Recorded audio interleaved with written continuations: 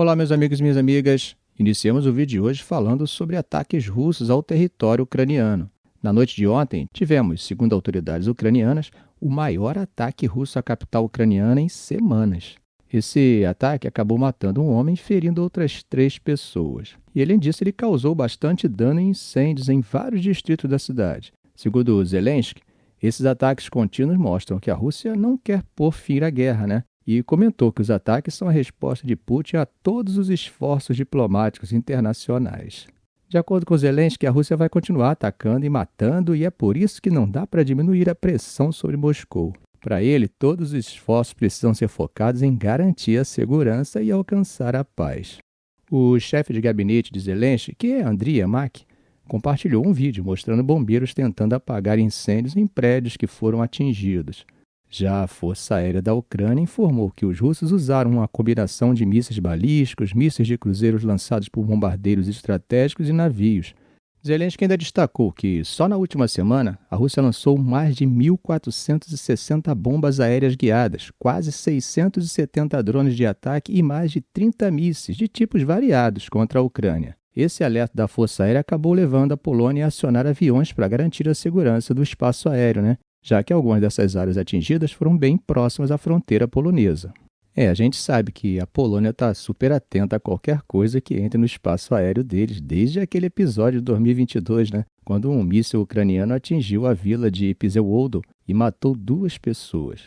E eles estão entre os mais preocupados com um possível avanço russo na Europa. Em Kiev, testemunhas relataram várias explosões pesadas durante a noite. Segundo o prefeito Kitchenko, os incêndios atingiram pelo menos 3 distritos da cidade. Ele disse que o corpo de um homem foi encontrado na região de Darnitsk, na rua, perto do epicentro da explosão. 2 civis também foram levados para o hospital depois de serem feridos nessa área, que fica na margem leste do rio de Dnipro. E olha só, gente, esses ataques de domingo em Kiev vieram logo depois de bombardeio na região de Mykolaiv, onde 3 pessoas ficaram feridas, e isso segundo as autoridades ucranianas. Bom, gente, como sabemos, os países mais preocupados com a Rússia, além da Ucrânia, claro, são os países do leste europeu. E, além da Polônia, os países bálticos, Estônia, Letônia e Lituânia, estão bem preocupados com o que pode acontecer se um cessar-fogo na Ucrânia for realmente firmado. Segundo os ministros da defesa deles, a pausa na guerra daria à Rússia a oportunidade perfeita para rearmar e redistribuir suas tropas na fronteira nordeste da OTAN, o que incluiria nas fronteiras deles, O ministro da Defesa da Estônia, Hannu Pevkur, explicou que se a guerra na Ucrânia parar, a Rússia vai redistribuir suas forças de forma rápida. E ele ainda destacou que o nível de ameaça para essa região vai aumentar muito e bem rápido. Já a ministra da Defesa da Lituânia, Dovilė Sakalienė, reforçou esse ponto. Ela disse que é ilusão achar que a Rússia vai parar só na Ucrânia. Para ela, o Kremlin vai usar esse tempo para acelerar sua capacidade militar. E lembrou que o exército russo já é enorme, com experiência real de combate, o que só tende a crescer mais. O ponto é que, enquanto os Estados Unidos estão liderando essas negociações para tentar acabar com o conflito, países europeus parecem dispostos a continuar a guerra até derrotar a Rússia, sem dar tempo para que ela se rearme. Na visão desses países, gente, se um cessar-fogo acontecer, isso daria espaço para a Rússia colocar em prática seus planos de 2022, que, segundo eles, gente, eu disse segundo eles, É bom frisar isso, pois tem gente que, quando ouve eu citando o que eles pensam, já querem concluir que é o que eu penso também. Bom, mas voltando, segundo eles, se isso acontecesse, daria tempo para que eles colocassem seus planos em andamento, o que incluiria expandir o exército russo para 1,5 milhão de soldados e formar um novo corpo militar no norte, dobrando a presença de tropas russas perto da Finlândia e dos países bálticos.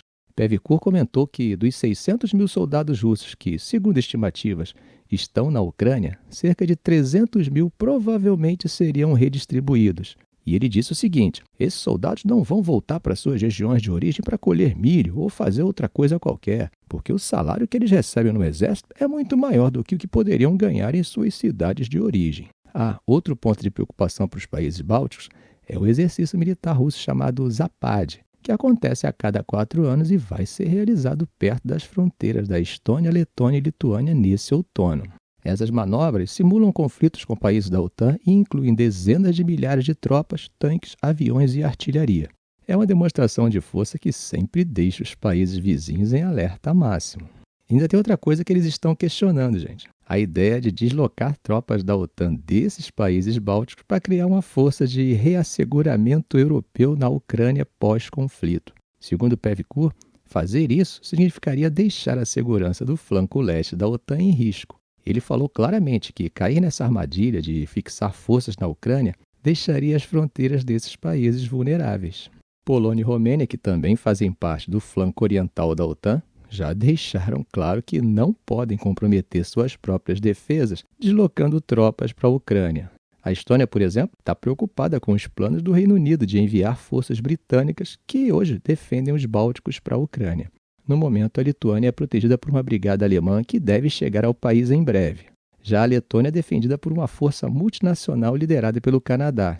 E a Estônia conta com cerca de 1.000 soldados britânicos, além de uma brigada separada do Reino Unido que pode ser enviada para lá rapidamente se for necessário. O secretário de Defesa britânico John Healey garantiu recentemente que o compromisso do Reino Unido com a defesa da Estônia é firme e vai continuar, porque, segundo ele, a Estônia e essas tropas britânicas estão na linha de frente da OTAN. A questão é que a segurança dos países bálticos está completamente ligada ao desenrolar desse conflito na Ucrânia, né? E eles têm deixado bem claro que não acreditam que a Rússia vai parar por ali. Gente, estava demorando, né? Mas o que rolou ontem, sábado, foi uma verdadeira onda de protestos espalhados por várias cidades dos Estados Unidos e até fora do país. Há uma estimativa de que foram cerca de 1.200 manifestações no total, com os maiores atos acontecendo em Washington, onde mais de 20.000 pessoas se reuniram perto do monumento de Washington, mesmo com chuva e um clima meio sombrio, hein? O que motivou essas manifestações foi basicamente a insatisfação com as políticas de Trump e do Elon Musk, né, que tem sido um aliado importante dele nessa tentativa de reformular o governo e expandir a autoridade presidencial. Uma coisa que chamou a atenção é que esse foi o maior dia de protesto contra Trump e Musk desde que eles iniciaram essa investida rápida para reestruturar várias áreas do governo. Quem organizou o ato em Washington disse que cerca de 150 grupos ativistas estavam envolvidos. E o clima era de indignação generalizada. Tinha gente protestando contra tudo, desde as políticas de imigração até o corte de verbas para pesquisa médica, além de questões envolvendo comércio e direitos sociais. Até símbolo de solidariedade internacional apareceram. Bandeiras da Ucrânia, lenços palestinos e cartazes pedindo liberdade para a Palestina.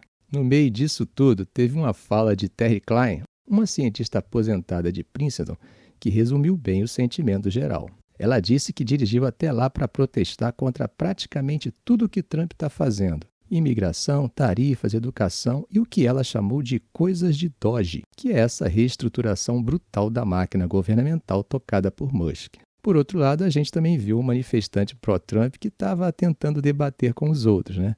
Era um jovem de 20 anos chamado Kyle, usando aquele clássico boné vermelho do Make America Great Again. Ele comentou que na maior parte do tempo o pessoal não era hostil, mas alguns xingavam ele. Enquanto tudo isso acontecia, Trump estava jogando golfe na Flórida, no clube dele em Júpiter, antes de voltar para Mar-a-Lago. Só que mesmo ali perto, gente, em West Palm Beach, mais de 400 pessoas protestaram contra ele, e os motoristas que passavam buzinavam em apoio. E não foi só em Washington, na Flórida, que essas manifestações rolaram, tá? Em Stanford, Connecticut, por exemplo, teve uma senhora de 84 anos chamada Sue Ann Friedman, que disse que achava que os dias de protesto dela já tinham passado, mas que voltou para as ruas por causa do que Musk e Trump estão fazendo. Para ela, isso inclui os cortes de verba para pesquisa médica, que é uma área super importante para ela. Outro que apareceu por lá foi Paul Kretschmann, um advogado aposentado de 74 anos que estava participando do primeiro protesto na vida dele. Ele está preocupado que a Previdência Social seja desmontada e que o governo inteiro seja destruído nesse processo. Agora, falando sobre esse tal de Doge, que é o nome do time de eficiência governamental de Musk com apoio de Trump, eles têm promovido cortes agressivos no funcionalismo público. Já eliminaram mais de 200 mil empregos no governo federal, que tem uma força de trabalho total de 2,3 milhões. Para vocês terem uma ideia, só na sexta-feira, o IRS começou a demitir mais de 20 mil funcionários, um corte que representa 1/4 do pessoal deles. Os protestos também foram fortes na sede da Administração de Seguridade Social, perto de Baltimore. É que a agência, que cuida de benefícios para idosos e pessoas com deficiências, está entre os principais alvos do Doge. Uma manifestante chamada Linda Falcao, que está prestes a completar 65 anos, disse que está apavorada e furiosa. Segundo ela, pagou impostos desde os 16 anos e agora sente que seus benefícios estão sendo ameaçados. E o pessoal lá gritava: "É o nosso dinheiro!" Claro que a Casa Branca está tentando se defender dessas acusações, né? A assistente de imprensa, Liz Huston, garantiu que Trump vai proteger os programas como a Previdência Social, o Medicare e o Medicaid. E ainda criticou os democratas, dizendo que o plano deles de oferecer esses benefícios para imigrantes ilegais acabaria falindo os programas. Agora, o que a gente está vendo é que uma parte do plano de Trump e Musk, aparentemente inspirada nesse projeto ultraconservador chamado Projeto 2025, envolve centralizar mais poder na presidência e desmontar certas estruturas do governo que eles consideram ultrapassadas e desnecessárias. Só que isso não está passando batido, né? Mesmo na Europa, tinha americanos protestando em Berlim, Frankfurt, Paris e Londres contra essa reforma radical nas políticas internas e externas dos Estados Unidos. Ficamos por aqui. Se esse vídeo foi útil a você, faça um comentário, compartilhe em suas redes sociais, dê um like. E é claro, se ainda não for inscrito, inscreva-se no canal e ative o sininho para não perder os próximos vídeos. Ok, gente? Um grande abraço do professor Arão Alves.